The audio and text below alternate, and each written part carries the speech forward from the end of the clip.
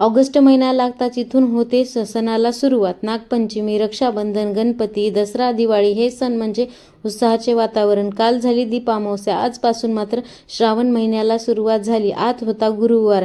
तसंच मग गुरुवार असल्यामुळे अमावस्या एकाच दिवशी म्हणजे अमावस्या काल झाली, आज गुरुवार होता. उंबरठा पूजन करून घेतलं होतं मी.